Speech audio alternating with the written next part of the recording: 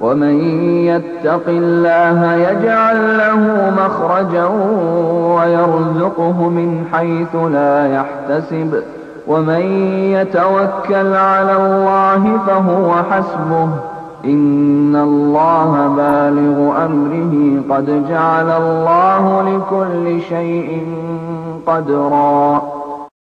Jernih, guru ni jalan depan, anak murid duduk belakang. Dia sudah terpandang seorang wanita yang cantik. Allah nak duga dia. Sangat cantik tuan-tuan. Saya ingat cantik tak boleh lawan lah cantik. Ratu dunia kot. Hari ni siapa yang paling lawa agak-agak di Malaysia? Orang muslimat, siapa orang paling lawa ini? Kita nak ambil contoh lah. Tak kisahlah siapa-siapa ke, artis ke apa kan. Lawa lagi dia. Sebab orang Arab ni kacukan. Mata biru, kulit putih, hidung mancung. Tak boleh lawan orang Melayu kita makan belacan ni. Kan? Tapi Allah nak duga dia perempuan ni telah mandi-mandi dengan sahabat-sahabat dia. Macam cerita Melayu pula kan. Cerita Melayu kan mandi-mandi kan, geng datang serang kan, mengorat dan sebagainya. Macam itulah cerita lebih kurang. Mandi-mandi. Guru ni tadi dah terpandang perempuan yang sangat cantik ni tadi. Tergerak di hati dia mengatakan, oh aku nak memperisterikan dia. Allah nak duga dia. Sedangkan perempuan itu bukan golongan orang Islam, orang Yahudi. Dan dia tak menceritakan apa yang dirasai oleh hati dia. Dia memberitahu anak murid-murid dia tadi, maka kamu teruskan perjalanan menuju ke Mekah Al-Mukarramah. Aku nak tunggu sekejap kat sini, aku ada hal. Maka anak murid ni tadi, dia pun tertanya, kenapa guru ni tiba-tiba pula kan? Tak apalah, kita teruslah sebab kita taat pada guru. Maka dia teruskan perjalanan.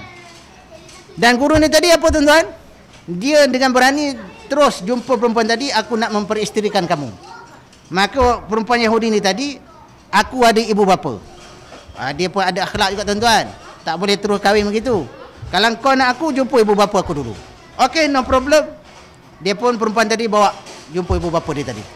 Nak cerita sangka buruk ni. Okey. Bila dah jumpa bapa dia tadi, duduklah saya dah terpikat dengan anak tuan. Anak tuan ni memang cun lah, tak boleh, hati hamba bergelora, tak boleh nak tahan. Hamba tadi perjalanan nak menuju ke Mekah, tapi dah tertengok anak tuan ni tadi, hati hamba memang tergerak untuk nak memperisterikan dia. Macam mana pendapat yang mulia? Bapa ni tadi, okey, no problem, anak aku tak ada orang punya lagi, masih lagi anak dara. Tapi bersyarat. Apa syarat dia tuan-tuan? Kamu hendaklah tukar kepada agama kamu, Islam kepada agamaku. Menung panjang dia. Seorang guru yang mengajar anak murid dia tadi, fikir panjang. Kalau aku tukar agama kan, macam mana pula kan? Tapi disebabkan cinta punya pasal, kan, syok punya pasal, okey, saya setuju dengan syarat pertama. Okey, syarat yang kedua, setelah mana kamu beristeri dengan anakku, aku ada satu kandang khinzir di belakang rumahku. Kamu hendaklah jaga khinzir yang aku bela tu, seperti mana kau jaga isteri kamu, kau belalah khinzir seperti mana kau jaga isteri kamu. Setuju tak? Fikir lagi. Okeylah, sebab dah keluar Islam, apa pun tak kisah. Dia pun menjadilah kehidupan dan berkahwinlah mengikut adat istiadat orang Yahudi. Balik pada cerita ni tadi, anak murid tadi meneruskan perjalanan. Teringat salah seorang ketua anak murid ni tadi. Apa cerita guru kita ni? Dia kata kau jalan terus kan, jumpa sesuatu tempat, tapi tak sampai-sampai, dah 2 minggu dah. Dan ketua daripada anak murid yang tadi, dia kata, macam mana kok guru kita ni ada timpa musibah ke apa ke, jom kita patah balik tempat kita berpisah tadi. Dia pun patah balik. Setelah mana 2 minggu berjalan tu, patah balik.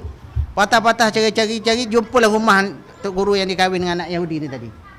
Rupa-rupa dia tengok dia tengah bela, tengah bagi khinzir makan.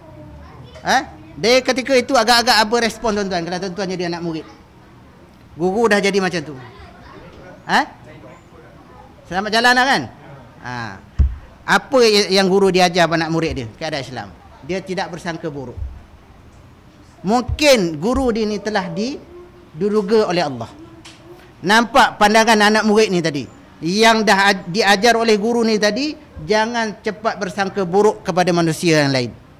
Mungkin juga guru ni tadi ada masalah dan sebagainya. Mungkin disebabkan kerana Allah nak duga. Dan dia jumpa, berpakat sesama anak murid tadi, macam mana kita nak buat ni? Kita nak tarik balik guru ni tadi kepada ke jalan. Mereka ni berpakat, kita buat solat hajat. Dia pun solat hajat. Alhamdulillah, doa mereka dimakbulkan Allah. Di dalam solat hajat ni tadi, ya Allah, kembalikanlah guruku kepada jalan yang sebenar, yang asal. Doa mereka dimakbulkan oleh Allah. Maka bila doa dimakbulkan Allah, dia jumpa guru yang tadi, dia pergi ceritakan bahawa guru ni dah tersasar jauh ni. Kembalilah kita ke perjalanan Allah. Iya ke? Baru dia sedar. Rupanya dia ni telah diduga oleh Allah. Dengan dugaan yang hebat. Sampai tukar agama tu. Nampak? Dan dia pun dah terfikir, dia betul juga kata anak murid tadi, dia pun menceraikan isteri ni tadi dan terus tinggalkan perbuatan ni tadi dan terus mengikut anak murid tadi, meneruskan perjalanan mereka untuk menuju ke Mekah. Dalam cerita ni tadi, satu bentuk sosial ataupun satu bentuk moral, kita jangan jadi kita sangka buruk kepada orang lain. Sedangkan mungkin ada sebab-sebab yang tertentu. Ini kita kadang-kadang kita cepat sangka buruk, tuan-tuan. Ini yang berlaku. Begitu juga dengan Allah. Allah nak duga kita sebabkan Allah, kenapa kita sakit? Sebenarnya dengan sakit itulah, dengan demam itulah, dengan sakit perut itulah, dengan kebalangan patah kaki itulah, dia akan kembali kepada Allah. Kalau Allah biarkan dia dalam keadaan sempurna sihat, dia akan lupa dan lara. Maka Allah jadikan dia dan musibahkan dia, bukan kerana Allah bersifat kejam, tapi nak duga dia supaya dia ingat tak kembali kepada Allah. Mana dalam keadaan orang yang macam-macam ni, kita jangan sangka buruk. Jangan sangka buruk, Allah ni, Allah kejam ni Allah. Aku anak barulah seorang, kan? Tiba-tiba kau dah ada bagi rumah aku terbakar. Allah, na'udzubillah. Dugaan itu, kan? Sakit dan sebagainya. Maka dalam keadaan macam ni, kita tak boleh bersangka buruk kepada Allah. Mungkin ada sebab. Mungkin ada sebab Allah nak mengingatkan kita. Kalau kita dibiarkan dalam keadaan macam itu, kita akan teruslah lagu. Okey, itu yang kedua. Muslimin muslimat yang dirahmati Allah. Panjang lagi tuan-tuan, kitab ni panjang sebenarnya. Nak hurai tu panjang, tapi tajuk dia pendek. Okey. Sebenarnya kalau kita tengok dalam fiqh ni tuan-tuan, banyak perkara-perkara yang kita tengok yang ada jalan keluarnya. Sebelum saya terus yang ketiga ni. Seperti contoh tuan-tuan, dalam Islam ketika sakit, kita jangan kadang-kadang orang buang beranggapan bahawa Islam itu satu perbuatan yang apabila menganut Islam. Contohnya dalam golongan-golongan yang anti-Islam ataupun golongan-golongan yang benci kepada Islam, musuh Islam, ataupun golongan yang mu'allaf yang baru menjinak dengan Islam. Kadang-kadang mereka ni tak faham tentang Islam. Bila Islam je kena solat, bila Islam je kena puasa, bila Islamnya kena haji dan sebagainya. Kan susah tu. Sebenarnya Islam tu tidak susah. Islam tu mudah kepada mereka yang faham. Tapi mereka yang tak faham, dia akan mengata susah. Islam sebenarnya satu agama yang sangat sempurna, yang cukup syumul. Siapa yang faham, dia akan kata Islam itu mudah. Kita ambil contohlah. Solat ni agak-agak susah ke tuan-tuan? Kalau nak ikutkan ada sejarah, kita nak ceritalah bab Isra' Mi'raj, sejarah macam mana Nabi mendapat tuntutan solat, fardu solat ni. Tuan-tuan mungkin dah faham dah. Banyak ustaz-ustaz dah cerita kan. Melalui Isra' Mi'raj, Nabi jumpa direct pada Allah, macam mana cara nak laksanakan solat kan. Asalnya dia ada 50 rakaat sampai 5 rakaat. Dan dalam 5 rakaat pun kita tak mampu untuk nak melaksanakan. Kadang-kadang orang benci. Kadang-kadang perasaan rasa berat, minta maaf cakap pada wanita lah.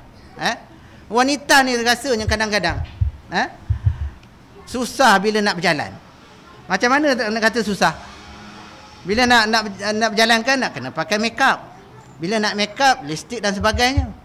Bila nak solat, nak cuci, nak itu, nak ini, alamak susah lah. Kan? Disebabkan kesusahan nak cuci make up ni tadi, dia lara, dia tinggal waktu solat. Betul je tak tuan-tuan? Angkat tangan. Tak mengaku. Orang lelaki mudah, dia tak kena make up. Contoh dalam majlis perkahwinan, kita tengok rugi hari ni pasangan pengantin. Allahu Akbar waktu solat.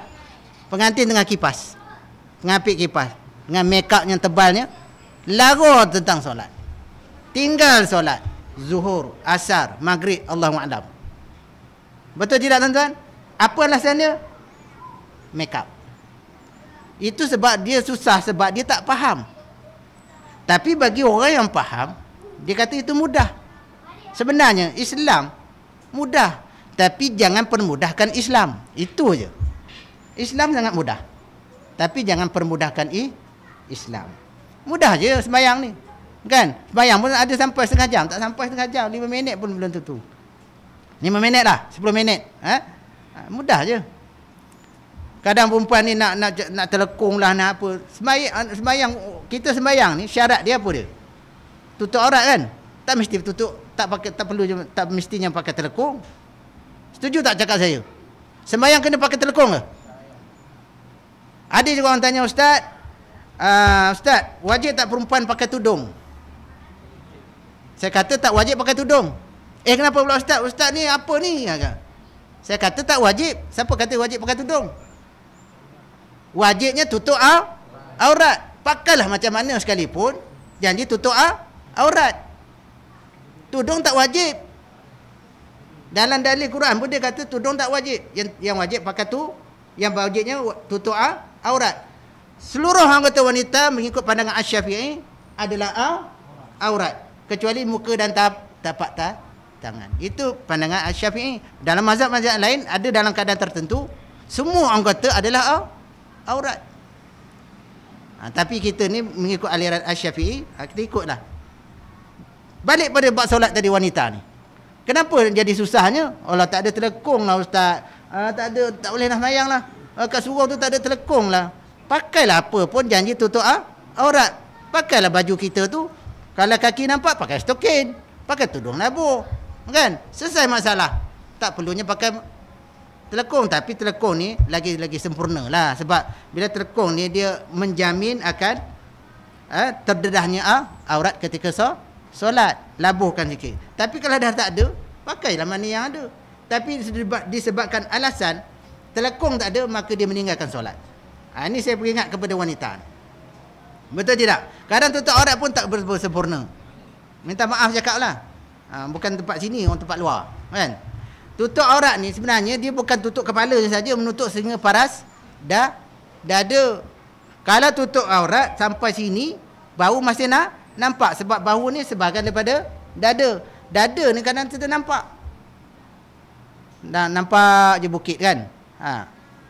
Masih tidak memenuhi syarat-syarat sebagai orang menutup aurat.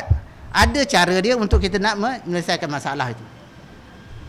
Dan dalam keadaan kita tengok, itu bab solat. Kadang-kadang dalam Islam pun kita tengok Allah permudahkan. Contohnya orang yang sakit, ketika contohnya sakit tangan ataupun terbelah panjang, ataupun tangan masuk besi, kena operate panjang, maka di ketika itu dia sukar untuk berwuduk. Dalam keadaan dia sukar untuk berwuduk, Islam ada cara jalan dia untuk kita berwuduk. Berwuduk untuk nak menggantikan air tadi. Kalau dia kena air ni tadi, akan memudaratkan lagi kesakitan ataupun kesukaran yang dia hadapi. Di ketika itu Islam ada cara jalan dia untuk nak menyelesaikan masalah berwuduk ni tadi. Maka dengan keadaan bertayamum. Bukan? Sebab Islam tu mudah. Yang tak mudahnya kita yang tak faham. Maka yang wuduk ni tadi kita ganti dengan bertayamum. Begitu juga dengan orang yang berhadas besar. Nak mandi kan, berhadas besar. Orang baru kahwin kan. Orang baru kahwin bulan-bulan Syaban ni kan. Bulan puasa kadang-kadang terlajak kan.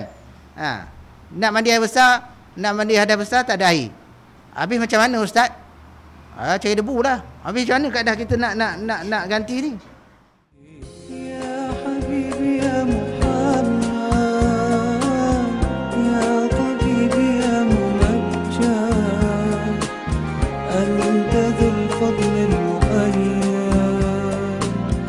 جل من صلى عليه